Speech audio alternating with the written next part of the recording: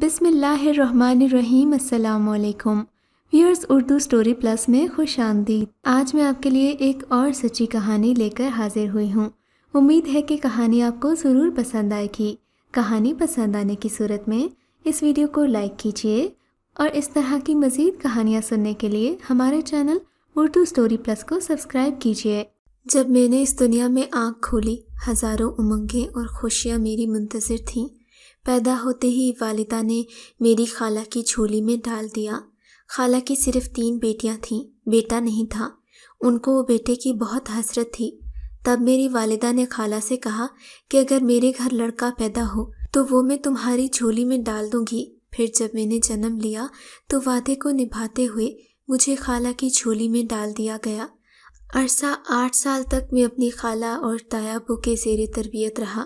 میری زندگی کے یادگار اور خوبصورت لمحے انہی کے آنگن میں کھیلتے ہوئے گزرے۔ پھر کسی ناچاکی کی وجہ سے 2 خاندانوں کی لڑائی ہوئی، اس لیے والدہ مجھے اپنے گھر لے آئیں، جو کہ گاؤں میں واقع تھا۔ اس وقت میں چونکہ ایک بچہ تھا، اس لیے رشتوں کی اہمیت مجھے معلوم نہیں تھی، لیکن اتنا ضرور جانتا تھا کہ پہلی دفعہ میرے منہ سے جو لفظ ماں نکلا تھا وہ میری خالہ کے لیے تھا۔ گھر لانے کے بعد مجھے اسکول داخل کروا دیا گیا۔ وقت کا بے لگام گھوڑا اپنی مخصوص رفتار میں دوڑتا رہا۔ میں نے میٹرک اعلیٰ نمبروں سے پاس کر لیا۔ میں جان چکا تھا کہ میرا بچپن یہاں نہیں بلکہ میری خالہ کے گھر گزرا ہے۔ تب مجھے شدت سے ان کی یاد آنے لگی۔ میری خالہ میرے لیے ماں کے درجے پر فائز تھیں۔ میٹرک کے بعد میں نے مزید پڑھنے کی ضد کی کہ مجھے کسی کالج میں ایڈمیشن دلوا دیں۔ میرے پڑھنے پر کسی کو کیا اعتراض ہو سکتا تھا؟ گھر والوں نے بخوشی مجھے میرے پسند کے کالج میں داخل کروا دیا۔ میں بہت خوش تھا کہ چلو اب خالہ جی سے مل لیا کروں گا، کیونکہ میرا کالج خالہ جی کے گھر کے پاس تھا۔ میں نے اپنا سامان تیار کیا اور دوسرے ہی دن کالج میں داخلہ کروا کر ہاسٹل میں سیٹل ہو گیا۔ میں دن بھر کالج میں پڑھتا رہتا اور جب چھٹی ہوتی تو خالہ جی کے گھر چلا جاتا، رات ہاسٹل میں ہی رہتا تھا۔ بیٹے کے لیے خالہ کی حسرت اب تک حسرت ہی تھی۔ میرے گھر آنے پر وہ صدقے واری ہو جاتی، بہنیں تو مجھے گھیر ہی لیتی، پھر کوئی مجھے دباتی تو کوئی کھانا کھلاتی۔ غرض جتنے پیار چاہت اور خلوص کی مجھے طلب اور خواہش تھی وہ اس سے بھی زیادہ کرتی تھیں۔ کرتی بھی کیوں نہ، میں نے ان کے آنگن میں 8 سال جو گزارے تھے، اور بہنوں کو بھائیوں سے کتنا پیار ہوتا ہے اس کو تو بہنوں والے بھائی مجھ سے زیادہ جانتے ہوں گے۔ اس طرح دن گزرتے رہے۔ میں روز چھٹی ہوتے ہی خالہ کے گھر چلا جاتا، شام ہوتے ہی ہاسٹل واپس آتا، کیونکہ ہاسٹل میں رات کو حاضری ضروری ہوتی تھی، اس میں حاضر ہونا لازمی تھا۔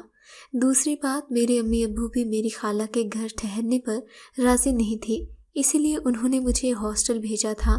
میرے دل میں ہر وقت یہی خواہش انگڑائی لیتی تھی کہ کسی نہ کسی طرح اپنے امی ابو کی خالہ کے ساتھ صلح کروا دوں، پر یہ اتنا آسان نہیں تھا۔ ان کی آپس میں ناراضگی برسوں سے تھی، اسی لیے اسے مٹانا فی الحال مشکل کام تھا۔ ابو مجھے کبھی کالج میں ملنے آتے مگر خالہ کے گھر نہیں جاتے تھے، حالانکہ ان کا گھر میرے ہاسٹل سے تھوڑی مسافت پر تھا۔ میں نے بارہا کوشش کی کہ کسی طرح ابو کو خالہ کے گھر لے جاؤں، مگر وہ ہر بار مجھے ڈانٹ دیتے اور ایسا کہنے سے باز رکھتے۔ دن گزرتے گئے، لیکن 2 خاندانوں کو ملانے کی یہ خواہش ہی رہی۔ کالج لائف میں مجھے 2 طرح کے لوگ ملے، اچھے اور برے۔ جس کالج میں میرا داخلہ ہوا تھا وہاں ایک مشترکہ نظامی تعلیم تھا، مطلب کہ لڑکے اور لڑکیاں اکٹھے پڑھتے تھے، اسی لیے ہر لڑکی کا کسی نہ کسی لڑکے سے افیئر تھا۔ میرا البتہ کسی سے کوئی افیئر نہیں تھا۔ ان کو دیکھ کر مجھے دوستی کی سوجی۔ اس نادان اور بچکانہ سی خواہش کی تکمیل کے لیے میں نے ایک ایسی لڑکی کا انتخاب کیا جو خوبصورتی میں بے مثال تھی۔ اس کا نام سارہ تھا۔ اس کی آنکھیں گہری نیلی، سفید گورا رنگ اور بھورے رنگ کے لمبے بال، درمیانہ قد اور موتیوں کی طرح چمکتی دانت، غرض یہ کہ وہ مکمل سراپائے حسن تھی۔ اس سلسلے میں نے اپنی کلاس کے مانیٹر عزیز سے رائے طلب کی تو وہ بولا، دیکھو آصف، لڑکیاں لڑکوں سے 2 ہی چیزیں مانگتی ہیں، پہلی تو یہ کہ وہ کھل کر ان کی تعریف کرے، دوسرا یہ کہ ان کا پیچھا کرو، مگر اس انداز سے کہ انہیں برا نہ لگے اور نہ ہی کسی دوسرے کو شک ہو اور نہ ان کی عزت پر حرف آئے۔ میں نے عزیز کے ان 2 گنوں کو پلے باندھ لیا، کیونکہ اس کی کئی گرل فرینڈز تھیں اور وہ اس معاملے میں خاصا ماہر تھا۔ اب میں ان تمام تر کوششوں کے ساتھ سارا کو دوست بنانے میں لگ گیا۔ وہ چونکہ بہت خوبصورت تھی اسی لیے مغرور تھی، لیکن خدا جب حسن دیتا ہے تو نزاکت آ ہی جاتی ہے۔ اسے اپنا بنانا آسان نہیں تھا۔ پورا کالج اس پر لٹو تھا، مگر وہ کسی کو گھاس نہ ڈالتی۔ مجھے بھروسہ تھا کہ میں تو اسے پالوں گا، کیونکہ کسی سخت پتھر پر بھی مسلسل پانی ٹپکتا رہے تو اس میں بھی گڑھا بن ہی جاتا ہے۔ وہ لڑکیوں کے ہاسٹل میں رہتی تھی اور ان کا ہاسٹل ہمارے ہاسٹل کے قریب تھا۔ میں نے روزانہ ایک ایک پھول اس کے راستے میں رکھنا شروع کر دیا۔ یہ ترکیب میں نے ایک فلم میں دیکھی تھی۔ مجھے لگا یہ سب بھی فلم کی طرح ہوگا۔ پہلے تو کچھ دن سارا نے بالکل توجہ نہ دی اور نظر انداز کر کے گزر جاتی۔ میں بھی اس راستے میں پھول رکھتا، لیکن کب تک؟ مسلسل پھول اس کے راستے میں مخصوص جگہ پر رکھا ملنے لگا تو اس نے دلچسپی لیتے ہوئے اسے اٹھانا شروع کر دیا۔ پھول رکھ کر میں ایک جگہ چھپ کر بیٹھ جاتا اور چوری چوری اسے دیکھتا۔ وہ پھول اٹھا کر ادھر ادھر دیکھتی، جیسے وہ اس پھول کے رکھنے والے کو دیکھنا چاہتی ہو۔ رفتہ رفتہ میں نے پھول کے ساتھ ایک تحریر بھی رکھنا شروع کر دی، جس میں میں اس کے حسن کی تعریف کرتا اور ساتھ اپنی ایک خواہش بھی لکھ دیتا۔ کبھی لکھتا کہ مجھے آپ پر لال کلر کا سوٹ اچھا لگتا ہے، کبھی لکھتا کہ مجھے آپ کے ہاتھوں میں چوڑیاں دیکھنے کو دل کرتا ہے، کبھی کچھ تو کبھی کچھ۔ میں دیکھ رہا تھا کہ اس نے ان خواہشات کو پورا کرنا شروع کر دیا۔ میں بڑا خوش ہوا، چاہتا تو تھا کہ اس کے سامنے آ کر اظہار محبت کر ہی دوں، پر ابھی نہیں۔ مجھے صحیح وقت کا انتظار تھا۔ پھول رکھتے ہوئے 1 ماہ کا عرصہ گزر چکا تھا۔ ایک دن میں معمول کی طرح پھول رکھ کر اپنی مطلوبہ جگہ پر چھپ گیا۔ آج بھی وہ مقررہ وقت پر آئی تھی، لیکن اس نے پھول نہ اٹھایا۔ مجھے بہت حیرت اور دکھ ہوا۔ جب وہ دور چلی گئی تو میں اس رکھے ہوئے پھول کے پاس آیا اور جھک کر پھول اٹھا لیا۔ مجھے اپنے پیچھے کسی کی موجودگی کا احساس ہوا۔ میں نے پلٹ کر دیکھا تو سانس جیسے حلق میں اٹک گیا، کیونکہ وہ کوئی اور نہیں بلکہ سارا تھی۔ میری چوری پکڑی جا چکی تھی۔ میرا دل بے قابو اور بے ترتیب ہونے لگا، جیسے پسلیوں کے پنجرے کو توڑ کر باہر آنے کو مچل رہا ہو۔ میں وہاں سے بھاگنا چاہتا تھا، لیکن اس نے جیسے میرا ارادہ بھانپ لیا۔ بولی، مجھ سے دوستی کرنا چاہتے ہو؟ اس کا دوستی کے لیے اس قدر کھل کر اظہار کرنا مجھے سٹپٹا گیا۔ اس سے پہلے کہ میں اس کے سوال کا جواب دیتا، وہ مجھ سے وہی سوال دہرانے لگی۔ بولو، کیا مجھ سے دوستی کرنا چاہتے ہو؟ جی نہیں، میں تو میری زبان اس وقت میرا ساتھ نہیں دے رہی تھی۔ الفاظ بے ترتیب ہو کر ٹوٹ پھوٹ کا شکار ہو رہے تھے۔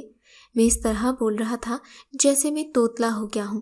میں نے تھوڑا سوچا اور پھر بول دیا کہ ہاں، میں آپ سے دوستی کا خواہاں ہوں، کیونکہ آج نہیں تو کل میں نے اسے اپنی حقیقت بتانا ہی تھی۔ پھر آج کیوں نہیں؟ اپنی نیت سے باخبر تو میں نے اسے کر دیا تھا۔ اب وہ خاموش ہو گئی، جانے کی سوچ میں گم تھی۔ اس کی یہی خاموشی میرے دل کو بٹھائے جا رہی تھی۔ ذہن میں عجیب سے وسوسے اور خیال امڈ آئے۔ اس کی خاموشی طویل سے طویل تر ہوتی جا رہی تھی۔ پھر اس نے اپنی نظریں اٹھائیں اور خاموشی توڑتے ہوئے بولی، دیکھو، دوستی کوئی مذاق نہیں ہوتی۔ دوستی کرنا بہت آسان ہوتا ہے، پر اسے نبھانا بہت مشکل ہے۔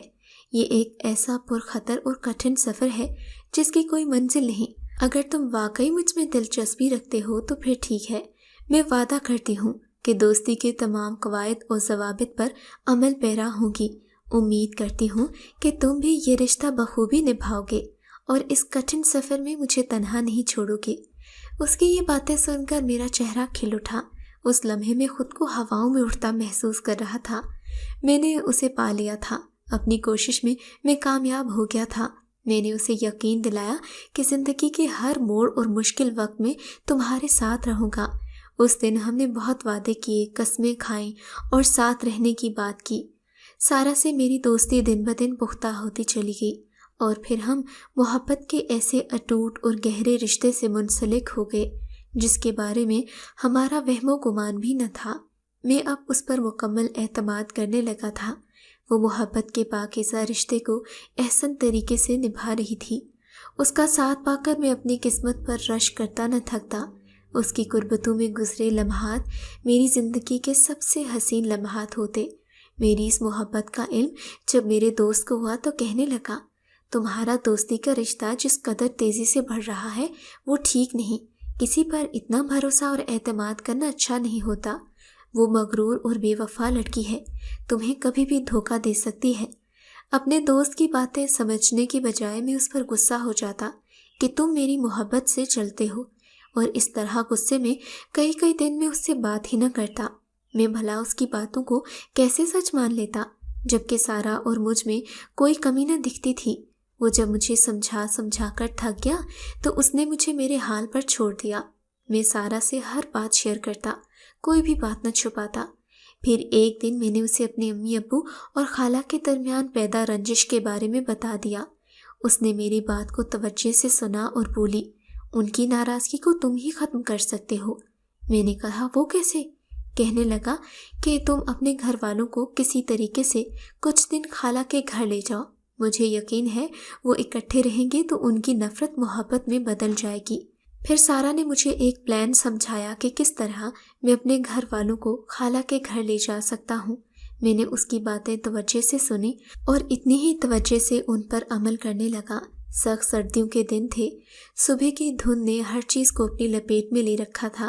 میں واش روم میں گھس کر ٹھنڈے پانی سے نہانے لگا۔ میرے روم میٹ میری حماقت پر حیران تھے کہ میں خود بھی جانتا تھا یہ اپنے پیروں پر کلہاڑی مارنے کے مترادف ہے، مگر یہ سب پلان میں شامل تھا۔ میں نہا کر جیسے ہی باہر آیا میرے سر میں شدید درد ہونے لگا۔ اتنا زبردست بخار آیا کہ خدا کی پناہ۔ میں نے کالج سے درخواست کے ذریعے ہفتے کی چھٹی منظور کروا لی اور خالہ کے گھر چلا گیا۔ میری حالت دیکھ کر خالہ رونے لگی۔ پھر انہوں نے امی ابو کو فون پر اطلاع دی اور ساری صورتحال بتائی۔ اگلے ہی گھنٹے وہ سب خالہ کے گھر موجود تھے۔ شہر میں میرا علاج چونکہ گاؤں کی نسبت بہتر ہو سکتا تھا، اسی لیے وہ مجھے خالہ کے گھر ہی رکھنے پر متفق ہو گئے۔ سارا کی بات سچ نکلی۔ دنوں میں میرے گھر والے خالہ سے گھل مل گئے اور ساری ناراضگی کو پس پشت ڈال دیا۔ میری صحت بہتر ہوتی جا رہی تھی۔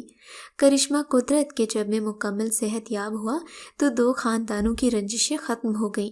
میرے دل میں سارا کے لیے پیار اور مقام اور بھی بڑھ گیا، کیونکہ اسی کی بدولت یہ دشمنی ختم ہوئی تھی۔ 1 ہفتے کے بعد میں دوبارہ کالج جانا شروع ہوا تو سارا کے احسان پر اس کا مشکور ہوا۔ میرے والدین بھی گاؤں چلے گئے۔ میں بہت خوش تھا۔ ابو کی طرف سے مجھے جو جیب خرچ ملتا اس کا بیشتر حصہ میں سارا پر اڑا دیتا۔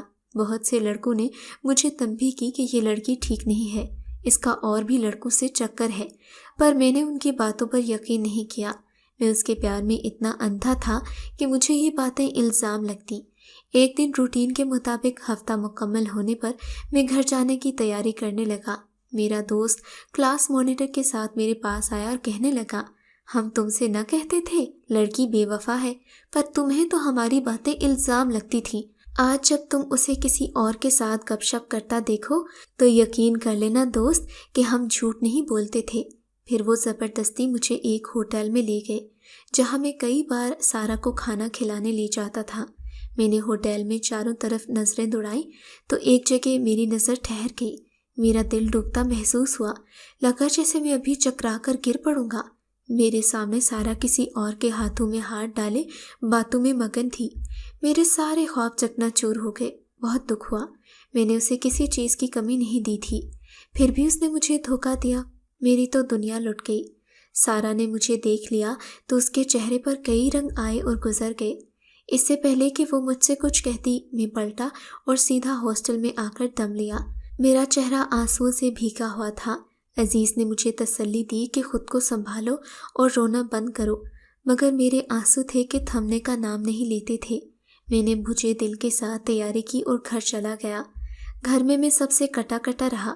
امی ابو نے بہت پوچھنے کی کوشش کی، مگر میں نے ان سے کوئی بات نہیں کی۔ کہا کہ مجھے میرے حال پر چھوڑ دیں، وہ بیچارے کیا کرتے۔ میں نے کالج سے بھی مزید 1 دن کی چھٹی کی اور پھر دوسرے دن گھر چلا آیا، کیونکہ کسی ایسے ویسے بے وفا کے لیے میں اپنے گھر والوں کے خواب تو نہیں توڑ سکتا تھا۔ اگلے دن کالج پہنچا تو سارا مجھ سے پہلے موجود تھی، حالانکہ وہ وقت سے پہلے کبھی نہیں آئی۔ مجھے دیکھتے ہی میری طرف لپکی اور آ کر معافیا مانگنے لگی۔ میں کیسے معاف کرتا؟ میں نے اس کی ساری باتیں انسنی کر دیں۔ پھر پیریڈ کا ٹائم ختم ہو گیا، ہم کلاس میں چلے گئے۔ میں اسے دیکھتا رہا، وہ چھٹی ہونے تک روتی رہی۔ چھٹی ہوئی تو وہ میرے پاس آئی اور روتے ہوئے بولی، کہنے لگی، آصف خدا کے لیے میری بات تو سنو، وہ لڑکا جو تم نے میرے ساتھ ہوٹل میں دیکھا تھا وہ تو ایک امیر لڑکا تھا، میں صرف اس سے پیسے بٹورنا چاہتی تھی، ورنہ اس کا میرے ساتھ اور کوئی تعلق نہیں۔ میں نے سارا سے کہا، تمہیں جتنے پیسے چاہیے تھے مجھ سے مانگ لیتی، اس طرح دھوکہ دینے کی کیا ضرورت تھی؟ بولی، غلطی ہو گئی، اب مجھے معاف کر دو۔ مگر میں نے اس کی کوئی بات نہ سنی، اسے روتا ہوا چھوڑ کر ہاسٹل آ گیا۔ ساری رات اس کے بارے میں سوچتا رہا کہ اسے معاف کر دوں یا نہیں، مجھ سے فیصلہ نہیں ہو پا رہا تھا۔ دماغ کہتا تھا، جس نے ایک بار دھوکہ دیا ہے وہ دوبارہ بھی دے سکتی ہے، کیونکہ فطرت نہیں بدلتی، اس لیے اسے اپنانے کا کوئی فائدہ نہیں۔ دل کہتا، وہ تم سے معافی مانگ رہی ہے تو معاف کر دو، ارے وہ اپنے کیے پر شرمندہ ہے، غلطیاں سب سے ہوتی ہیں، اس سے بھی ہوئی ہے، اس لیے غصے کو چھوڑ کر اپنا لینا بہتر ہے۔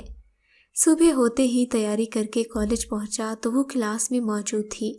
وہ اب بھی روئے جا رہی تھی۔ کلاس تقریباً شروع ہونے والی تھی کہ وہ سب کے سامنے بولی، خدا کے لیے آصف مجھے معاف کر دو، میں سچ میں تم سے معافی مانگتی ہوں کیونکہ تم سے پیار کرتی ہوں۔ اس کے اس اظہار محبت پر مجھے حیرت ہو رہی تھی کہ اسے کسی کی بھی پرواہ نہیں۔ وہ اپنے پیار کا اظہار اس طرح کھل کر رہی تھی جیسے سب سے بیگانہ ہو۔ اس کو اس طرح روتا دیکھ کر سب ہنسنے لگے۔ وہ سب کی نظر میں ایک مذاق بن گئی۔ لڑکوں کی ہنسی کی آواز سن کر پرنسپل صاحب چلے آئے۔ انہیں جب ساری بات کا علم ہوا تو انہوں نے فی الوقت سارا کو کالج سے بے عزت کر کے نکال دیا۔ مجھے وارننگ دی کہ آئندہ ان معاملوں میں پڑے تو تمہاری بھی چھٹی۔ میں ڈر گیا، لیکن سارا کے لیے دل میں دبا پیار پھر سے زندہ ہو گیا۔ میں کوئی پتھر نہیں تھا جو اب بھی سخت رہتا۔ چھٹی ہوئی تو میں ہاسٹل جانے کی بجائے سارا کے گھر چلا گیا۔ اس کے دروازے پر بیل دی تو دروازہ اس کی امی نے کھولا۔ وہ مجھے جانتی تھی کیونکہ سارا ہی کے اصرار پر میں ایک دو بار ان کے گھر گیا تھا۔ مجھے دیکھتے ہی وہ حیران ہوئی اور پھر پوچھنے لگی کہ کیوں آیا ہوں۔ میں نے بہانہ کیا کہ سارا کی خیر خیریت دریافت کرنے آیا ہوں۔ وہ بولی، بیٹا وہ تو جب سے کالج سے آئی ہے دروازہ بند کیے روئے جا رہی ہے، اس کے ابو اور بھائی گھر پر نہیں ہیں، مجھے بڑا ڈر لگ رہا ہے۔ میں نے آنٹی کو تسلی دی کہ ڈرنے کی ضرورت نہیں۔ میں جب اس کے کمرے کے پاس پہنچا تو دروازے کے ساتھ کان لگا دیے۔ اندر سے سسکیوں کی آواز آ رہی تھی۔ وہ اب تک روئے جا رہی تھی۔ میں نے اسے آواز دی، سارا دروازہ کھولو۔ اس نے میری آواز سن کر فوراً دروازہ کھول دیا۔ رونے کی وجہ سے اس کی آنکھیں سرخ ہو رہی تھیں۔ میں نے جاتے ہی اس سے معافی مانگی، سارا تم بہت اچھی لڑکی ہو، میں نے تمہیں سمجھنے میں غلطی کی، پر اب میں سچائی جان چکا ہوں، تم رونا بند کرو، تمہاری آنکھوں میں آنسو اچھے نہیں لگتے۔ اسے منا کے میں بھی خود کو ہلکا پھلکا محسوس کر رہا تھا۔ رات مجھے بھرپور نیند آئی۔ صبح اٹھا تو بالکل فریش تھا۔ میری خوشی قابل دید تھی۔ میں نے جلدی سے تیاری کی اور کالج آ گیا۔ وہ ابھی تک نہیں آئی تھی۔ میں سارا دن انتظار کرتا رہا۔ چھٹی کے وقت اس کی دوست نے مجھے لفافہ دیا اور چپ چاپ چلی گئی۔ عجیب سے وسوسے میرے دماغ پر حاوی ہونے لگے۔ میری چھٹی حس کہہ رہی تھی کہ کچھ گڑبڑ ہے۔ میں نے دھڑکتے دل کے ساتھ اس کا خط پڑھا تو اس کی تحریر کچھ یوں تھی، ڈیئر آصف مجھے معاف کر دینا، میں اپنا وعدہ پورا نہیں کر سکتی، میں اس کالج میں دوبارہ نہیں آ سکتی جہاں مجھے بے عزت کیا گیا، کیونکہ میری اتنی ہمت نہیں تھی کہ میں ان لڑکوں کا سامنا کر سکوں جن کے سامنے مجھے شرمندہ کیا گیا۔ آصف، عزت ایک ایسی شے ہے جو ایک بار چلی جائے تو ڈھونڈنے سے نہیں ملتی۔ تمہیں جب میرا خط ملے گا میں تم سے دور جا چکی ہوں گی، لیکن میرے دل میں تمہارا پیار زندہ رہے گا۔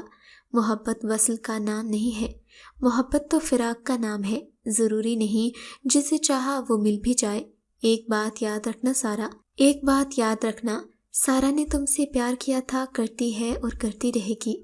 تم اپنا نمبر آن رکھنا، میں تم سے خود رابطہ کروں گی، ہو سکے تو مجھے معاف کر دینا۔ خط پڑھ کر میری آنکھوں سے آنسو کی برسات بہنے لگی۔ میں خود کو اس کی بے عزتی کا ذمہ دار سمجھنے لگا۔ میرا پڑھائی سے دل اچاٹ ہو گیا۔ سارا کے دکھ میں ایک شاعر بن گیا اور میرا یہ شوق آج بھی میرے ساتھ ہے۔ اگر آپ کو یہ کہانی اچھی لگی ہے تو ہماری ویڈیو کو لائک کیجیے اور اس طرح کی مزید کہانیاں سننے کے لیے ہمارے چینل کو ضرور سبسکرائب کریں۔